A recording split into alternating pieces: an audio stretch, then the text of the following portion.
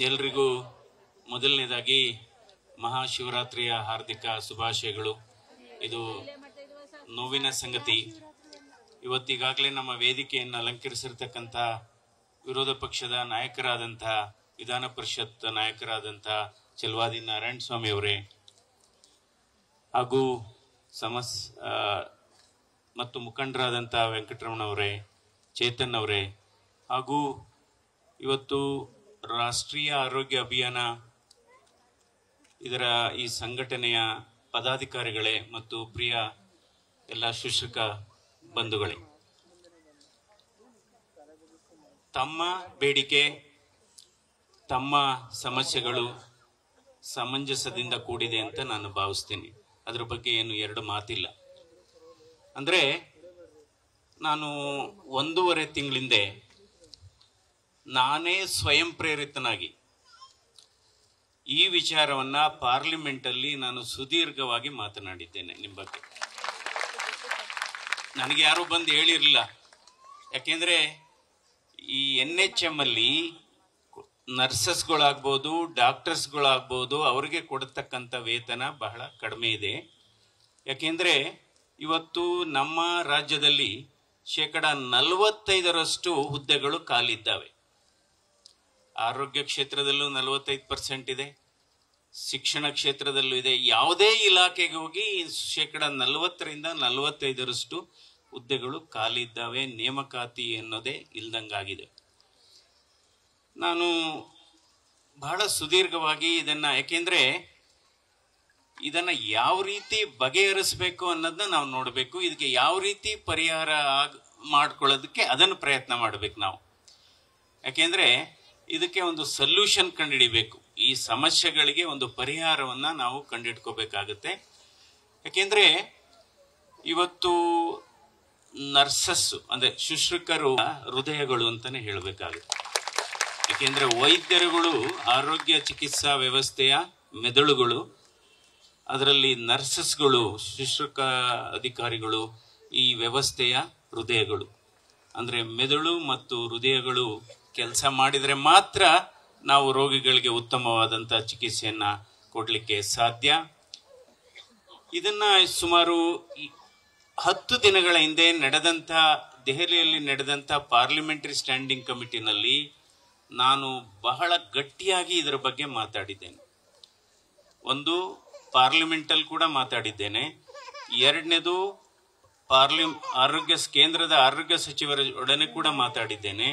ನಂತರ parliamentary standing committee ಅಲ್ಲಿ ಅದರ ಅಧ್ಯಕ್ಷರಾದಂಥ ರಾಮ್ ಗೋಪಾಲ್ ಯಾದವ್ ಅವರ ಅಧ್ಯಕ್ಷತೆಯಲ್ಲಿ ನಡೆದಂಥ ಇದರಲ್ಲೂ ಕೂಡ NHM ಅಲ್ಲಿ ವೈದ್ಯರುಗಳಿಗೆ, ಅಲ್ಲೂ ಕೂಡ ವೈದ್ಯರುಗಳಿಗೂ ಕಡಿಮೆ ಸ್ಯಾಲರಿ ಇದೆ. 50,000 60,000 ಇದೆ MBBS ಡಾಕ್ಟರ್ಗಳಿಗೆ.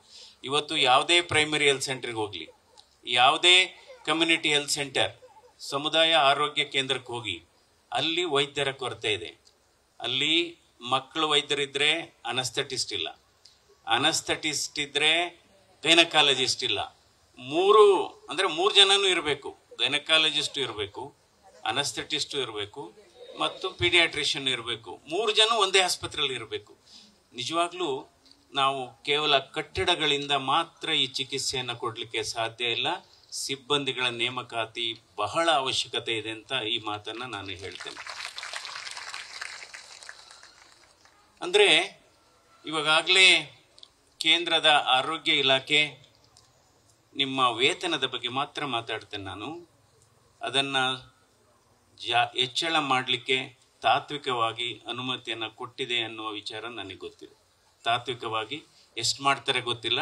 ಡೆಫಿನೆಟ್ ಆಗಿ ಕೆಲವೇ ದಿನಗಳಲ್ಲಿ ನಿಮ್ಮ ವೇತನ ಸ್ವಲ್ಪ ಜಾಸ್ತಿ ಆಗುತ್ತೆ ಅನ್ನುವ ಆಶಾಭಾವನೆಯನ್ನ ನಾವು ಇದು ಮಾಡೋಣ. ಯಾಕೆಂದ್ರೆ ಈ ವಿಚಾರ ಇಲ್ಲಿಂದ ರಾಜ್ಯ ಸರ್ಕಾರದಿಂದ ಪ್ರಸ್ತಾವನೆಯನ್ನ ಕೇಂದ್ರ ಸರ್ಕಾರ ಒಪ್ಪಿದೆ. ನೀವು ಅದನ್ನ ಇನ್ಕ್ರೀಸ್ ಮಾಡ್ಬೋದು, ಅದೇ ಫಂಡಲ್ಲಿ ಅದನ್ನ ಇದು ಮಾಡ್ಬೋದು ಅಂತ. ಹೀಗಾಗಿ ಇವತ್ತು ಎಲ್ಲ ಅಗತ್ಯ ವಸ್ತುಗಳ ಬೆಲೆ ಜಾಸ್ತಿ ಆಗಿದೆ. ಈಗಾಗಲೇ ನಾರಾಯಣ ಸ್ವಾಮಿ ಅವರು ಹೇಳಿದಾಗೆ ನಾವು ಕೂಡ ಆರೋಗ್ಯ ಸಚಿವರು ಮತ್ತು ರಾಜ್ಯ ಸರ್ಕಾರದ ಗಮನ, ಕೇಂದ್ರ ಸರ್ಕಾರದ ಆಲ್ರೆಡಿ ನಾವು ಮಾಡಿದ್ದೇವೆ. ಸೊ ಈಗ ಯಾಕೆಂದ್ರೆ ಇದು ಒಟ್ಟಿನಲ್ಲಿ ನಿಮ್ಮ ವೇತನ ನಿಮ್ಮ ಕೆಲಸಕ್ಕೆ ಅನುಗುಣವಾಗಿ ಆಗಬೇಕು. ಇದು ಬಹಳ ಮುಖ್ಯವಾದದ್ದು. ಯಾಕೆಂದ್ರೆ ಒಂದು ಅಗತ್ಯ ವಸ್ತುಗಳು ಜಾಸ್ತಿ ಆಗಿದೆ. ನಂತರ ಮುಂದೆ ಕಾಯಂ ಮಾಡುವ ಪ್ರಕ್ರಿಯೆ ಆದಂಥ ಸಂದರ್ಭದಲ್ಲಿ ನೀವು ಗ್ರಾಮೀಣ ಭಾಗದಲ್ಲಿ ಏನು ಸೇವೆ ಸಲ್ಲಿಸಿದ್ರಿ ಅದು ಕೃಪಾಂಕ ಕೊಡ್ತಾ ಹೋಗ್ಬೇಕಾಗತ್ತೆ. ವೈದ್ಯರುಗಳಿಗೂ ಕೊಡಬೇಕಾಗತ್ತೆ, ಹಾಗೆ ನರ್ಸಸ್ಗಳಿಗೂ ಕೂಡ ಕೊಡಬೇಕಾಗತ್ತೆ. ಈಗ ನೀವು 5 ವರ್ಷ ಸರ್ವಿಸ್ ಮಾಡಿದ್ರೆ ನಂತರ ಬಹುಶಃ ಇದನ್ನು ನಾವು ಯೋಚನೆ ಮಾಡಬೇಕು. ಯಾಕೆಂದ್ರೆ ಪ್ರತಿ ಸಲ ಪ್ರತಿ ವರ್ಷ 1 ವರ್ಷ 2 ವರ್ಷ ಈ ಹಾಡು ಈ ಬಿಸಿಲಲ್ಲಿ ಬಂದು ಪುಟ್ಟ ಕಂದಮ್ಮಗಳ ಜೊತೆ ತಾವೆಲ್ಲ ಇಲ್ಲಿ ಇರೋದು ನಿಜವಾಗ್ಲೂ ಬಹಳ ನೋವಿನ ಸಂಗತಿ, ಕಣ್ಣೀರು ಬರತಕ್ಕಂಥ ಸಂಗತಿ. ಸೊ ನಾವು ನಿಮ್ಮ ಜೊತೆ ಇದ್ದೇವೆ. ಯಾಕೆಂದ್ರೆ ಇದು ಕೇವಲ ಯಾಕೆಂದ್ರೆ ನೀವು ಹೇಳೋದಕ್ಕೆ ಮೊದಲೇ ನಾವು ಇದ್ರ ಬಗ್ಗೆ ಹೋರಾಟ ಮಾಡಿದ್ದೀವಿ. ಆಲ್ರೆಡಿ ಈ ವಿಚಾರ ನನಗೆ ಮೊದಲಿಂದಲೂ ಇದೆ. ಯಾಕೆಂದ್ರೆ ನಾನು ಜಯದೇವ ಹೃದ್ರೋಗ ವಿಜ್ಞಾನ ಸಂಸ್ಥೆ ನಿರ್ದೇಶಕನಾಗಿದ್ದಾಗ ಇಡೀ ಭಾರತ ದೇಶದಲ್ಲಿ ಸ್ಲ್ಯಾಬ್ ಸಿಸ್ಟಮ್ ಇಂಟ್ರೊಡ್ಯೂಸ್ ಮಾಡಿದ್ದು ಅಲ್ಲೇನೆ ನಾವು. ಅಂದ್ರೆ 0 to 1 year ಒಂದು ಸಂಬಳ, 1 ರಿಂದ 3 ವರ್ಷ ಇನ್ನೊಂದು ಹೈಕ್ ಮಾಡ್ತೇವೆ, 3 ರಿಂದ 5 ಒಂದು ಸ್ಲ್ಯಾಬ್, 5 ರಿಂದ 7, 7 ರಿಂದ 10, 10 ರಿಂದ ಅಂದ್ರೆ ಅಂದ್ರೆ ಈಗ 10 ವರ್ಷದಿಂದ ಕೆಲಸ ಮಾಡೋರಿಗೆ ಸುಮಾರು 35,000 ಬರಾಗೆ ಮಾಡಿದ್ವಿ ನಾವು ಸ್ಲ್ಯಾಬ್ ಸಿಸ್ಟಮ್ ಅಲ್ಲಿ. ಯಾಕೆಂದ್ರೆ ಬೇಕು.